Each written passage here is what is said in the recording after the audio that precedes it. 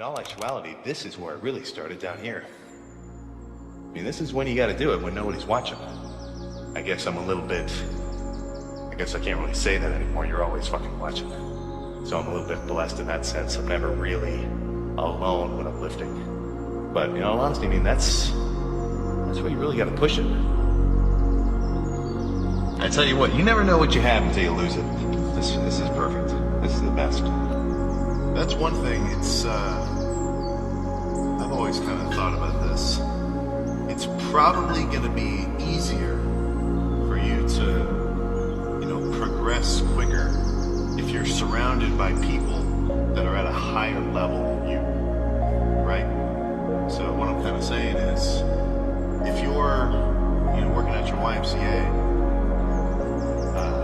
you'll get extrinsic motivation, right? You'll look around you and you'll see guys working out, and if you're totally new, they're obviously going to be working harder than you.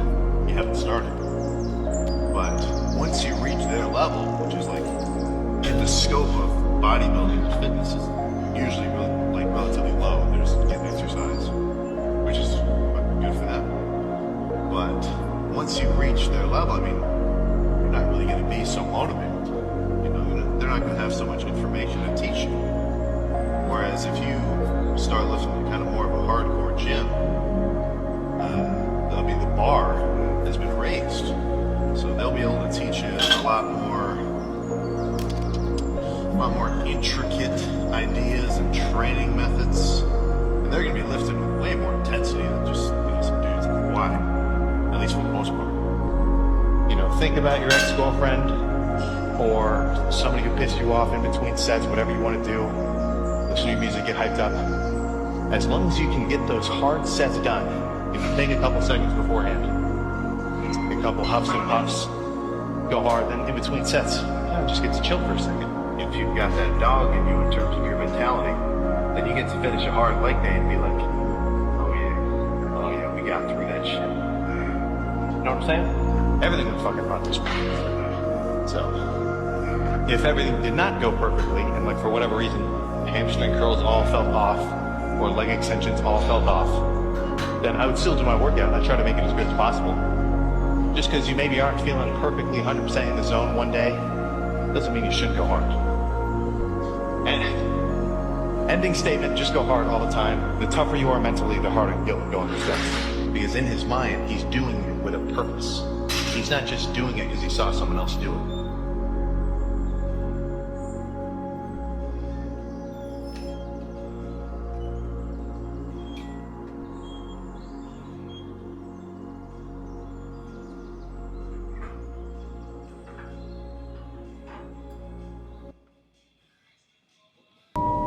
It all worked out because of my belief system, and I believe you have to believe you can. You can.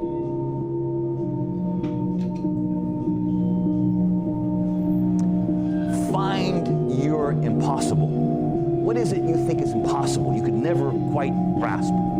That's what you can go after. You don't have the dream, man, you're dead. Okay? It could be a dream of having a family, having a nice, tight family, and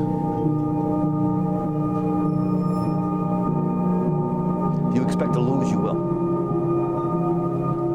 I know a lot of guys are very talented. A lot of women are very talented, but they don't think they can do it, and they don't. The evil had spread like a fever ahead. It was night when you died, my firefly. It's a mentality.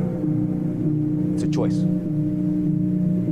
What could I have said to raise you from the dead? Oh, could I be the sky on the 4th of July? Every morning when I wake up, every morning when you all make up, you have a choice. Well, you do enough talk, my little hawk. Why do you cry? Sometimes I make the wrong choice. Sometimes I do. Tell me, what did you learn from the Tillamook burn or the 4th of July? You want to be negative? You want to be depressed or upset about something? We're all gonna die. Or do you want to be in a good mood and really going after what you want? You know what you always say to me? He goes, Augustine, what's that? He goes, you always said, life happens not to you, but for you. He repeated it back back to me. I'm like, damn right, he's right, he's right. Sometimes the student becomes the teacher, okay? That's the best case scenario. Sitting at the bed with a halo at your head, was it all a disguise like junior high? A lot of you are in the gyms training people. The best situation in life is when you train somebody to become better than you. Everything was fiction, future and prediction. Now, That's what you want. where am I? My fading supply. You want the person you train to become better than you ever were, okay? Did you get enough love, my little dove? But that's been my life. And I'm sorry I left, but it was for the best, though it never felt right. Okay, so part of the My little Versailles. sacrifice, part of my mentality, and I have to take responsibility for this. We're all causative to our own situation in life, okay? As much as I wanted to say, oh, it was them, it was me too. I wasn't talented. I wasn't talented in bodybuilding. I didn't have any genetics. But the thing is, I was telling David about this earlier, The hospital asked, should the body be cast before I had this attitude say goodbye, my star in the sky? that I can do it. There's nothing I can't do.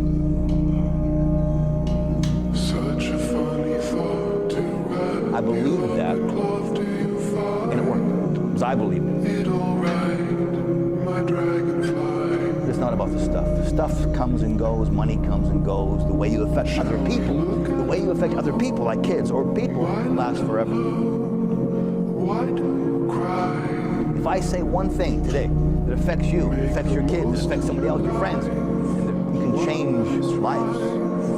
While it is light,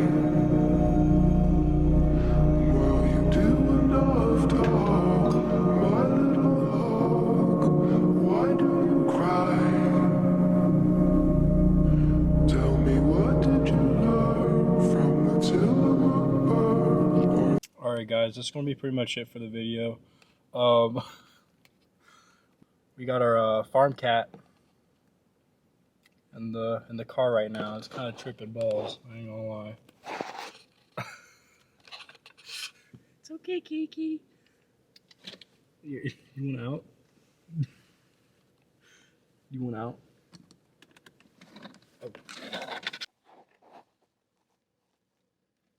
Oh. I know these videos are probably pretty boring. I do apologize. I don't really like yapping in the middle of the gym, but I am planning on getting a mic so I can start yapping, so these videos won't be as boring. But everything's the same. Everything's going good. Macros are still the same. Yeah, they're pretty much the same. Coach said that he wants to kind of like do one more week of these macros, and then he is going to up them. We're weighing in at like 205 right now, which is pretty good. We want to hit at least like 215. Oh shit, there's another fucking cat. 220, that would be really cool. But yeah, prep is like getting closer and closer. Just trying to grow as much as possible before prep starts. So hopefully we bring a better physique on stage than we did last year. Last year we were looking pretty small. I was around 160, I want to say. 165, somewhere in there by the time I stepped on stage. And that's pretty small, I'm not gonna lie. So hopefully we sit around like 180 on stage. That would be nice. But we'll see. But yeah, that's pretty much it for the video. Like and subscribe. If you are following along, I do appreciate you. Peace.